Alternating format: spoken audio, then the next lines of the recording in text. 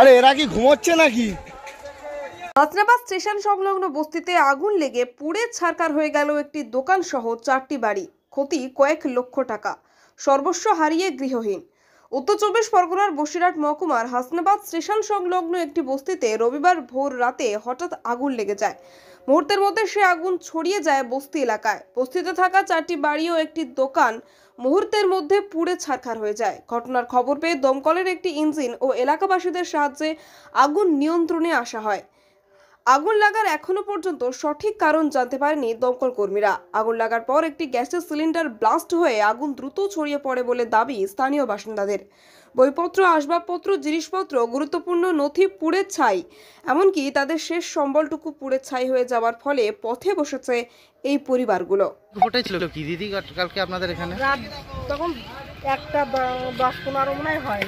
এবার ওইখানটা দেখি আগুন ছুটতেছে। এবার আগুন ছুটতে এবার কেবিনের লোক এসে ডাকছে যে তোমরা কে কোথায় আছো, বেরো। বেরোনোর পরে আমার এদিকে মানে বাইরে দিয়েও তালা দিয়ে, ওর পিছনেও তালা দিয়ে, এবার তালা খুলছি, তার তালা খুলতে পারছি না, মানে যে চাবি দিচ্ছে আরেক চাবি লাগবে। এবার তার মধ্যে তালা খোলার আগের দিয়ে এর ফিভারে চলতো, ফিভারের চলে আগুন লাগাতে লাগলে আমার এখানে লেগে গেছে। এবার কোনো রকম তালাটা খুলে কোনো কাগজপত্র কিচ্ছু বের করতে পারিনি।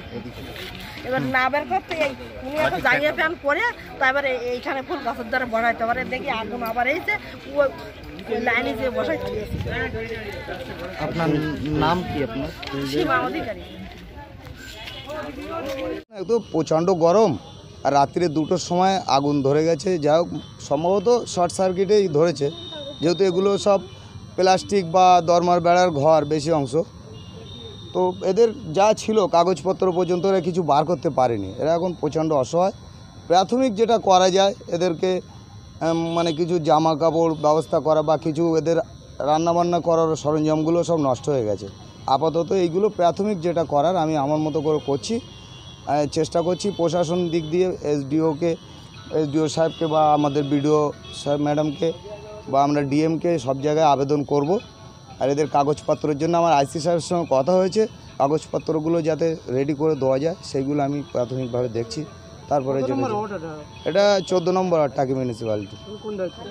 আমি কাউন্সিলর 14 নম্বর ওয়ার্ড টাকি মিউনিসিপ্যালিটি, সুনীল সর্দার।